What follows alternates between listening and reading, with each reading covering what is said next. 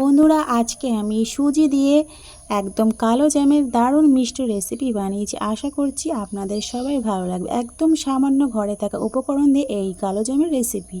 তো আসসালামু আলাইকুম বন্ধুরা, আশা করছি আপনারা সবাই ভালো আছেন আর আমরাও আল্লাহর অসীম রহমতে ভালো আছি। এই প্রসেসে যদি আপনারা এই সুজির মিষ্টিটা বানান, একদম গালে দিলে নিমেষে শেষ হয়ে যাবে। তো দেখতে পাচ্ছেন, আপনাদের একটা দেখাচ্ছি। ফার্স্টে একদম নিমেষেই কেটে যাচ্ছে, বুঝতে পারছেন যে কতটা তাহলে সফট হয়েছে। তো চলো শুরু করা যাক।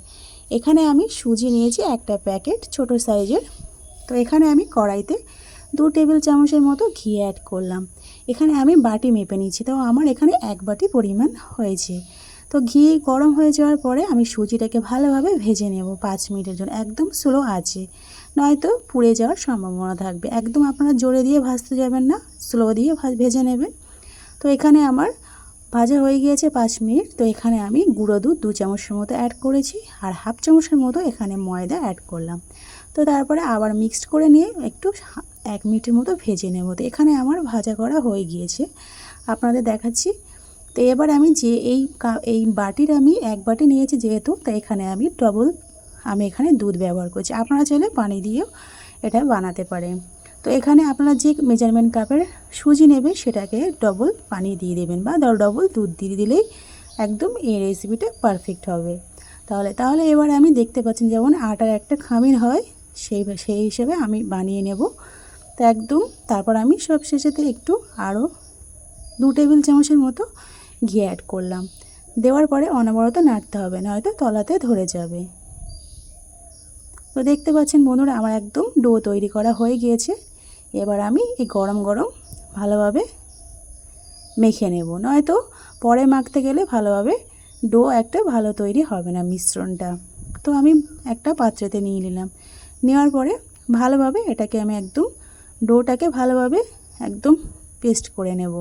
তো দেখতে পাচ্ছেন হাতের সাহায্যে এইভাবে করলে আপনারা বুঝে নেবেন যে একদম পারফেক্ট হয়ে গেছে। আমি আরও কিছুটা পরিমাণ গুঁড়ো দুধ অ্যাড করলাম। এতে করে কিন্তু মিষ্টির যে রেসিপিটা বানাবেন খেতে কিন্তু আরও বেশি দুর্দান্ত হবে। তো দেখতে পাচ্ছেন গরম গরমই আমি সুজিটাকে ভালোভাবে মিক্সড করে নিচ্ছি। তো এখানে আমার মিক্সড করা হয়ে গিয়েছে। এবার আমি হাতের সাহায্যে লম্বা লম্বা আকারে মিষ্টিটা বানিয়ে নেব। তো এই প্রসেসে সবগুলোই বানিয়ে নেব। তো আমার ভিডিও যে যেখান থেকে পারছেন দেখছেন, দেশ বা বিদেশে বাইরে, তাদেরকে অসংখ্য অসংখ্য ধন্যবাদ আমার এই রেসিপি দেখার জন্য।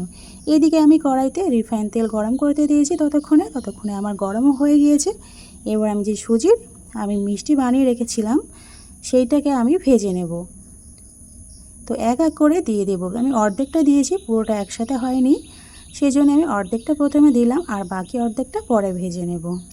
তো যারা আমার চ্যানেল এখনও নতুন, তোমাদের যদি ভালো লেগে থাকে তাহলে প্লিজ সাবস্ক্রাইব করে পাশে থেকে যেতে পারেন।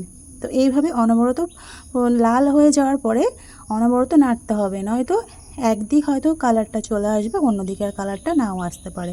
এই পর্যায়ক্রমে একদম অনবরত নাড়তে হবে। দেখতে পাচ্ছেন কালারটা কত সুন্দর চলে এসছে। তা আমি বাকিগুলো সেম প্রসেসে ভেজে নিয়েছি। তো এবারে চলো চিনি শিরাটা বানিয়ে নিই। এখানে আমি 2 কাপের মতো চিনি নিয়ে নেব। 1 কাপের মতো চিনি নিয়েছি। মিষ্টি লাগলে প্রয়োজনে আমি আবার দেব। আর এখানে 1 কাপ চিনি নিয়েছি যেহেতু, আমি 2 কাপ পানি অ্যাড করেছি। এখানে এলাচ দিয়ে দিলাম ফ্লেভারটা আসার জন্য। এবার ভালোভাবে ফুটে গিয়েছে। এবার আমি মিষ্টিটা দিয়ে আমি 1 মিনিটের মতো একটু ফুটিয়ে নেওয়ার পরে অফ করে দিয়ে আমি ঢাকনাটা চাপা দেব।